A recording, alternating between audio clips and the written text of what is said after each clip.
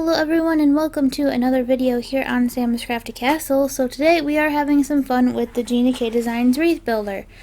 So you guys know this is one of my favorite tools. I use it fairly often, and today we're going to take it up a step and do layered stamping with the Wreath Builder. It's really just as easy as doing layered stamping anytime, but I have a way to make it kind of quick and easy if you want to mass produce cards, because the first time I made this card, I actually made it for a card swap. So I made 15 of them the first time, and I thought I would show you kind of how I do it. I only make one in today's video, but you'll get the gist and you'll see why it's easy to quickly mass produce these really fun layered wreaths. That makes it sound like the wreath is layered. It's not. I'm just using layering stamps. So this is the Gina K Designs Painted Autumn stamp set. And I'm just going to use the smaller flower and start with the solid image, again, just like you would any other layering stamp. I'm using the 4x4 Wreath Builder template, and I actually am using the pre-cut Wreath Builder squares that Gina K Designs sells. But you can always use your own cardstock and just cut it into a 4x4 square too. I just like to keep these squares on hand because they make it nice and easy and quick. When I decide I want to do some wreath building, I can just have everything ready and don't have to think about it. So I'm just using, again, the solid first layer stamp from the Painted Autumn, and I'm going to stamp that Innocent Pink. And I do all of my stamping twice with layered stamps. Don't ask me why. I don't have a reason for it. I just do. I shouldn't say that. I do have a reason for it, called I'm not patient enough to let the color dry and even out on its own, so I just stamp it all twice. And it does give you a little bit darker, brighter of a color too, which I also really like.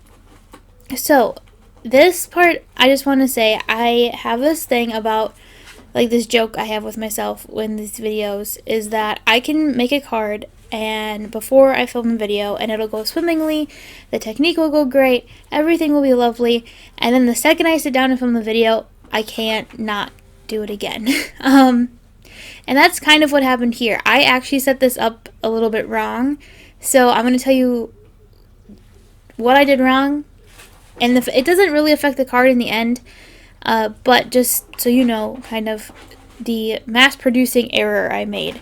And this works fine for this card just because I am only making one of them, so it's not super weird. But if you're mass producing them, you probably want to do them the way I'm about to explain it to you. So basically, after I get this second layer lined up, when I stamp the second layer, I should have also stamped the first layer again, but I didn't.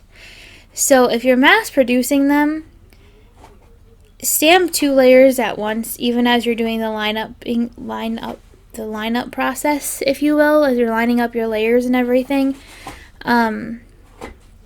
because that'll make it go faster. So this time I actually did it all the way around once, and then I'm going to redo it to line up the flower, and then I'm going to redo it again, and I'm going to do it the right way where I stamp everything at once. But again, the idea is if you're mass producing these, you line them up once and then you're done. And the same thing with the Wreath Builder, because it's still repeated stamping, right? You still stamp the same image more than once as you make your way around the circle. So you can basically also do it this way to make doing a layered stamp a little quicker and easier for your wreath. Now, granted, also layered stamps do tend to be bigger, so you may not necessarily use them for your Wreath Builder quite as much. But, you know, these Painted Autumn ones are really nice, especially if you use the smaller one. And you can always use the bigger flowers and then come in and fill in with some of, like, some little greenery or something. This one I keep pretty simple. And it's pretty much just it's 4 flowers and 4 leaves. Really, really, really simple. But you could definitely come in with some of the smaller greeneries and smaller leaves and stuff, or the smaller flowers from the Wreath Builder sets or any other small flowers you have, and, you know, finish it off that way and add a little extra detail to it. So I'm just lining up so I just stamped the middle layer, the second layer, in the bubblegum pink, and I'm going to line up the last layer to do in Dusty Rose. And I should apologize for the amount of times you will see the top of my head in this video, because I'm really not that good at lining up layered stamps, and it takes me a few tries to get it right, and it helps, for me at least, to be able to look like right over it, so you do get quite a few shots of the top of my head.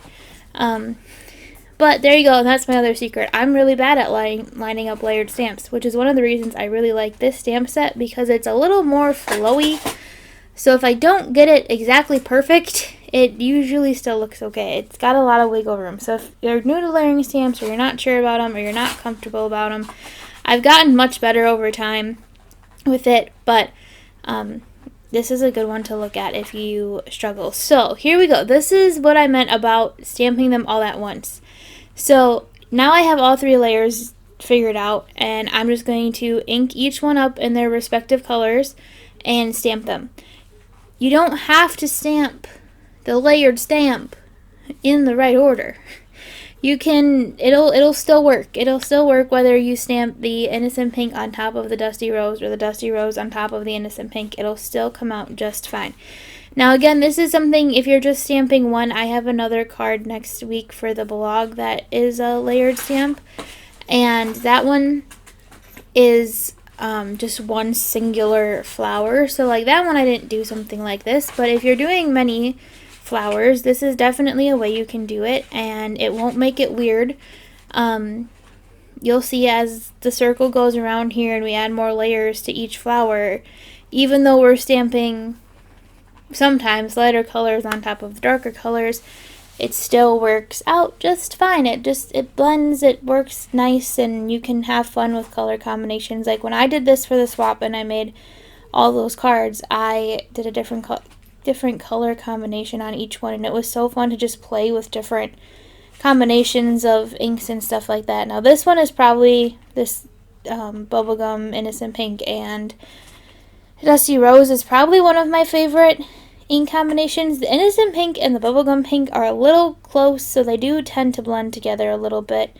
They don't work quite so well. I should probably, you could probably stamp the bubblegum pink a few extra times though if you wanted a little extra definition in them, but I do like them. It is a very, like I said, it's a subtle pink color combination, but it's very pretty. And I'm a big fan of the like baby girl pinks, so this is right up that alley for me. This one I turned into a birthday card at the end. So I'm also going to show you, because again the focus here is obviously on mass producing cards, which again I didn't necessarily mass produce cards for this video, but this is where the idea came from. So I'm also going to show you in a minute here, as we finish up the flowery part of the wreath, how to use one Misty for 2 stamps in your wreath builder. I don't know if that made any sense, but you'll see what I mean. Now I also do have the memory Misty, which this is super easy to do in a memory Misty, because you have all the room in the world in that thing, because it's huge, and you could set up like, you know, very easily set up 2 different corners and not have to worry about anything.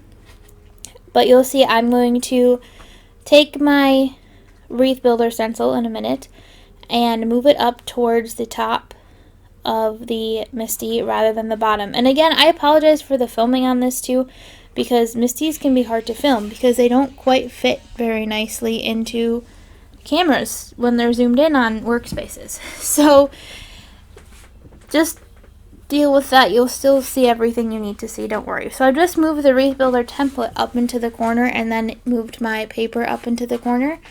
And you'll see again too, my leaves are a little wonky, but that's okay because the set lends itself to being wonky. Some of my rotations, I must have not gotten my paper perfectly lined up like I should have.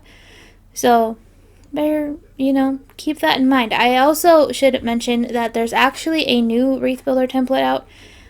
Gina redesigned it and made a new and improved one, which I didn't have when I filmed this video. So, and I say that like I have it. I don't have it. I'm still debating if I want to get it or not. I kind of do.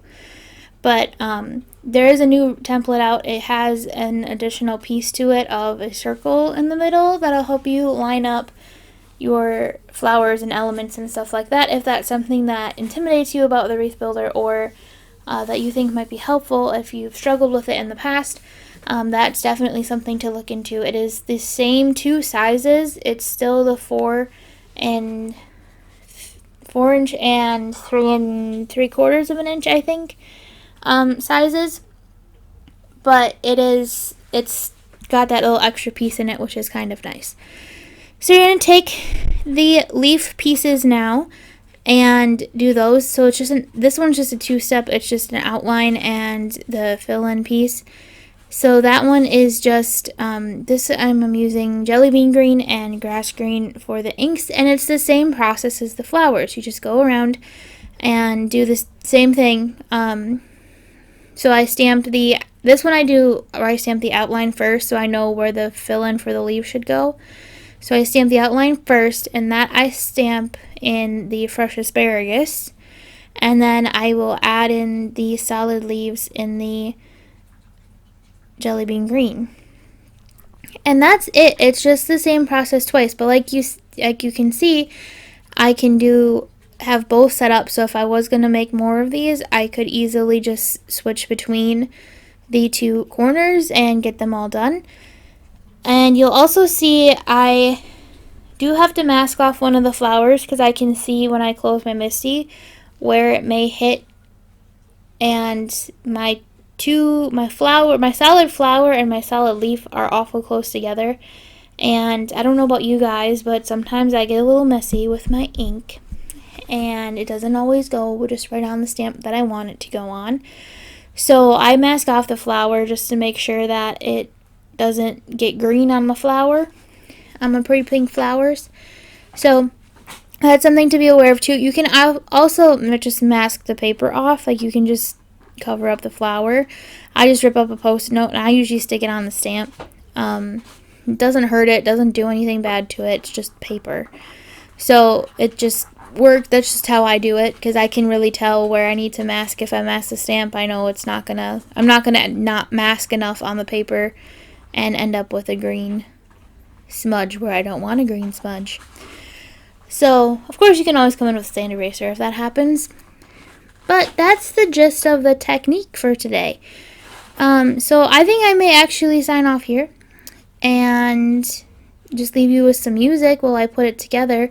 The pattern paper piece is just a 1/4 inch bigger than the wreath, and the others, and it's just a standard ivory card base, so it's relatively easy to put together.